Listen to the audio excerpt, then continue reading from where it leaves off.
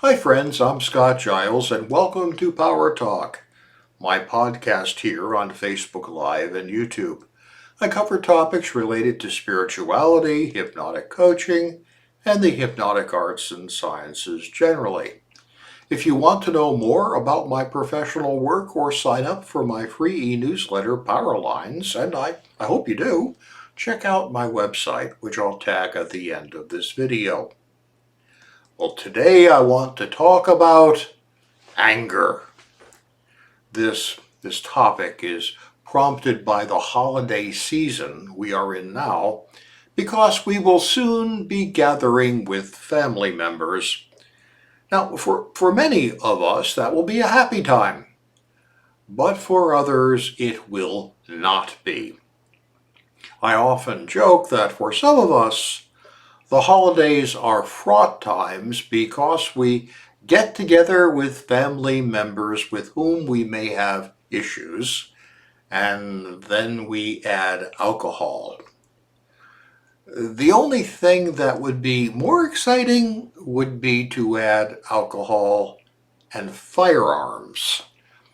However, if we did that, we'd probably only have to do it once, so maybe it would save some time on the back end. Now, of course, I'm kidding about that.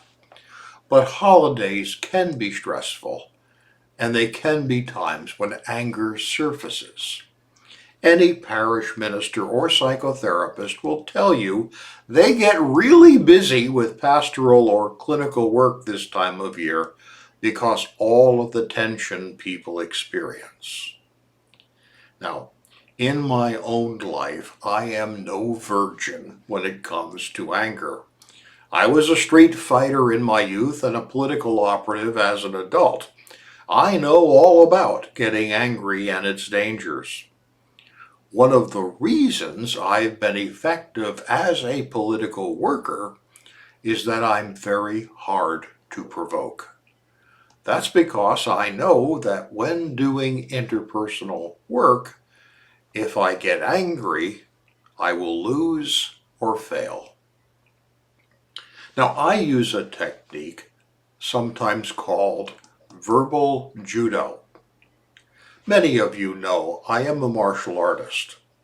Now, in judo, you use your opponent's power against them. If someone were to grab you and push, your instinct is to push back. Likewise, if someone were to grab you and pull, your instinct is to pull back.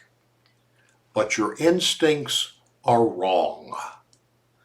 If you meet force with force, the laws of physics apply. A larger weight will always move a smaller one.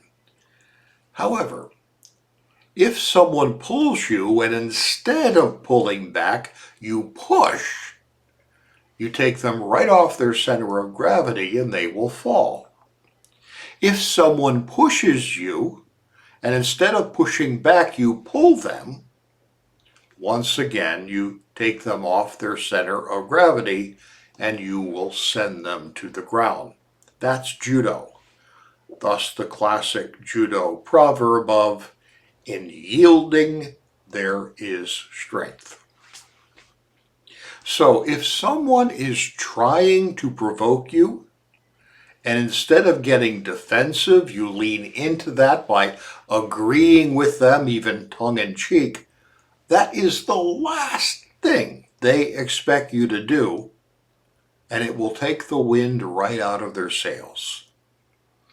You see, it's not possible to argue with someone who is agreeing with you. So like in my case, if a lobbyist is trying to provoke me into anger before a legislative committee, and instead of being defensive, I elaborately agree with them, I turn the whole thing into a joke. You know, you're right. I'm a completely worthless person. In fact, the reality that God does not open up the ground and swallow me whole may even be an argument for atheism.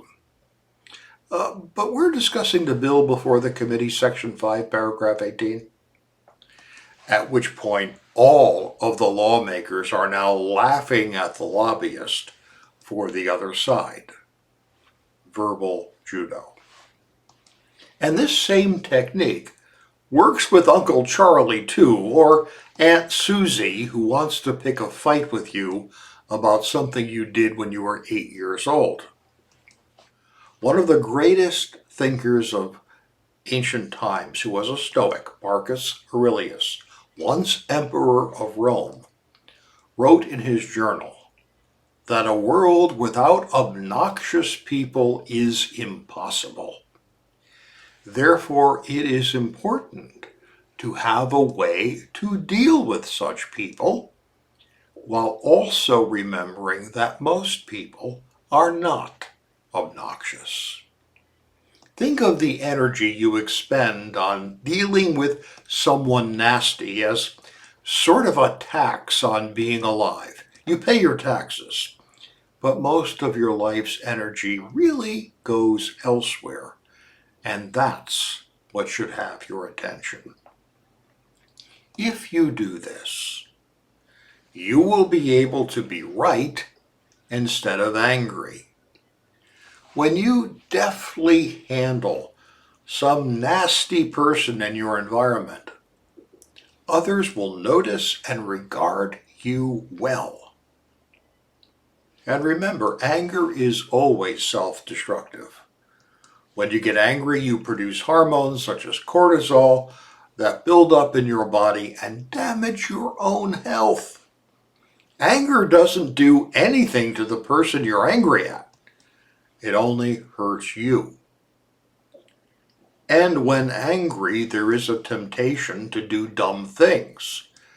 Those things may make you feel better momentarily, but they cast a shadow over the future. Far better to remember to be right, not angry.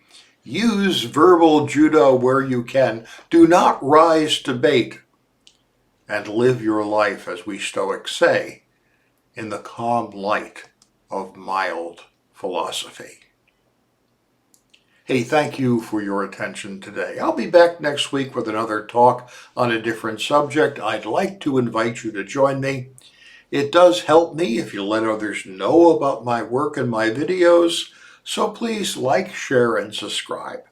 If I can be of help to you, feel free to reach out through email, my website, or my Patreon channel.